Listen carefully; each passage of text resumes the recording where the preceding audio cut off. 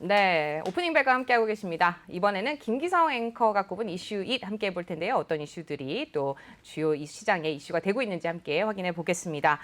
첫 번째 이슈는요. 중국의 공유 경제가 치열한 경쟁 끝에 승자가 등장하면서 가격 급등이 나타나고 있다. 이게 무슨 내용이죠? 예, 그렇습니다. 중국의 관영 글로벌 타임스가 보도를 한 내용입니다. 그러니까 대표적으로 꼽은 게 두 가지인데 하나는 공유 자전거, 또 하나는 공유 배터리 사업, 이 두 가지를 지적을 했습니다. 공유 자전거 같은 경우에 네. 아마 SNS 들어가면 보실 수 있는 사진이 있는데 자전거를 갖다가 수천 대, 수만 대를 갖다 버린 그런 사진이 있습니다. 네. 그게 뭔가 하면은 결국 공유 자전거 사업을 갖다가 경쟁적으로 벌이다가 망한 업체가 자전거를 갖다 폐기 처분한 그런 사진이거든요. 네. 근데 그 결과 어떻게 됐느냐? 이 공유 자전거 가격이 시간당 0.5위안에서 3위안까지 올라갔다. 그러니까 6배가 올라간 걸로 이렇게 나타났고요. 또 휴대전화 같은 경우에도 공짜이던 게 지금 시간당 4위안까지 올라갔다. 네. 이렇게 얘기를 하거든요. 그러니까 결국은 치열한 경쟁 끝에 공유 경제 속에서 업체들이 경쟁을 벌리다가 승자가 나타나니까 그 승자는 결국은 시장을 독식하면서 가격을 올리는 네. 그런 현상이 나타나고 있는 겁니다. 지금 보니까 공유 경제도 과거 전통시장의 전철을 그대로 밟았다. 이렇게 봐도 될까요? 네, 그렇습니다. 뭐 우리 잘 알지만은 네. 예를 들어서 어떤 새로운 산업, 새로운 분야가 뜰 적에 여러 업체들이 등장을 하지 않습니까? 그렇죠. 그리고 뭐 자기 나름대로 어떤 특징을 내놓고 하지만은 금방 또 따라 하거든요. 예를 들어 음료 시장에서 독특한 무슨 헛개가 나왔다 그렇죠. 하면은 네. 온통 헛개를 만들어냅니다. 그랬을 때 결국 이기는 건 누군가 하면은 롯데가 많이 이기는데 결국 그런가요? 초기에 싸게 판 사람이 이기거든요. 네. 그러니까 공유 경제도 그것과 똑같은 지금 전철을 밟고 있다 이렇게 보시면 되는데 우리가 쉽게 그냥 공유 경제 그러지만 몇 가지가 있지 않습니까? 그렇죠. 카쉐어링이라든가 네, 아니면 맞습니다. 중고 물품 거래라든가 또 에어비앤비 같이 어떤 커뮤니티 속에서의 거래 이런 거 있는데 중국만 놓고 보면은 이 시장 규모가 작년에 3조 3,800억 위안, 우리 돈으로 590조 원쯤 된다 그러거든요. 그런데 이게 매년 한 10 내지 15% 성장을 하고 있기 때문에 네. 공유 경제는 앞으로 구독 경제 말씀드렸지만 이 공유 경제도 앞으로 굉장히 커질 대상으로 이렇게 보고 있는데 그렇기 때문에 이 공정거래위원회라든지 반독점을 담당하는 부서에서 결국은 이런 가격 경쟁 끝에 승자 독식을 막을 수 있는 어떤 방안들이 있어야 되지 않을까 네. 이렇게들 지적이 되고 있습니다. 네,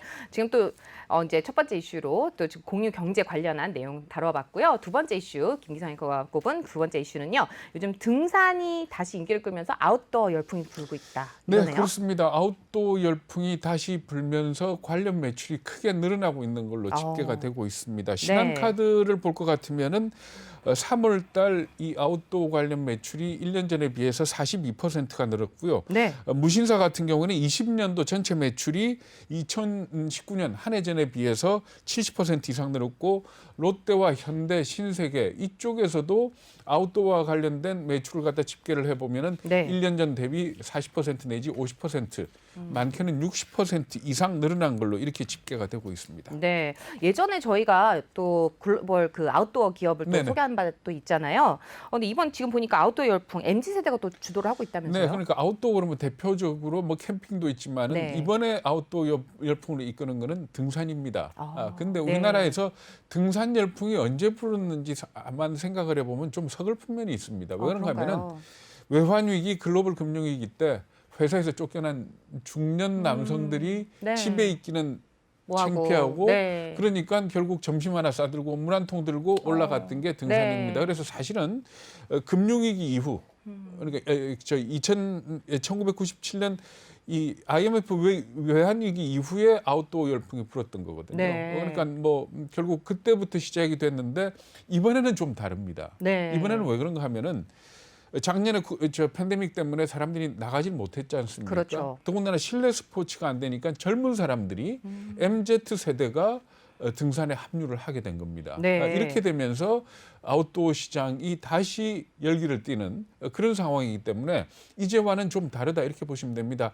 등산 가면 아시겠지만은 과거에는 등산을 가면 주말이라도 대부분이 늙은 나이 드신 분들 그래서 네, 오비분들. 아재들의 스포츠 뭐 이랬었는데 네. 아마 요즘 주말에 가보면은 굉장히 젊은 사람들이 많은 저도 얘기 많이 들었어요. 네, 그걸 볼 네. 수가 있거든요. 저희 후배들도 굉장히 많이 등산을 다니더라고요. 네. 일주일에 한 번만 가도 막 살이 빠진다 뭐 이런 얘기를 해서 저도 가고 싶은데 무릎이 안 좋아서 못 가고 있습니다. 아무튼 업계에서도 또 이런 변화에 또 초점을 맞추고 있는 것 같아요. 네, 그렇습니다. 결국 그러니까 젊은 사람들을 대상으로 해서 물건을 팔아야 되니까 예를 들어 수지 아시죠? 수지를 모델로 한 네. 수지 신발이 있고 그다음에 또 아이유도 이 모델로 등장을 했습니다. 그래서 네. 이런 젊은이들이 좋아하는 모델을 등장시킨 아웃도어 관련 제품들은 크게 인기를 끌고 있는 걸로 이렇게 나타나고 있습니다. 매출도 뭐 대략 한 2배씩 늘어나고 네. 당초 업체가 예상했던 것보다도 빨리 팔려가지고 뭐 2차, 3차 생산에 네. 들어갔다라는 그런 기사들까지 나오고 있거든요. 네. 근데 등산이 하나 재밌는 게 등산이라는 게 조금 중독성이 있습니다. 그런가요? 그러니까 처음 시작을 뭐 대모산이나 청계산에서 시작을 했다가 네. 이게 좀 익숙해지면 조금 어려운 북한산으로 가고 네. 북한산도 신에 안 찬다 그러면 설악산이나 지리산을 가거든요. 오. 그것도 아니면 나중에는 에베레스트까지 가지 않습니까? 저런. 네. 그러다 보니까 MZ 세대를 대상으로 하는 아웃도어 제품들이 지금은 패션에 머무르고 있는데 그렇죠. 아마 조금 있으면은 기능성을 강화한 제품들이 굉장히 많이 나올 겁니다. 네. 그러니까 이런 부분에 착안을 해서 이 아웃도어 제품을 만드는 회사들을 한번 주목해서 보신다면 주가와도 관련해 가지고 해석을 내릴 수 있을 걸로 이렇게 예상이 됩니다.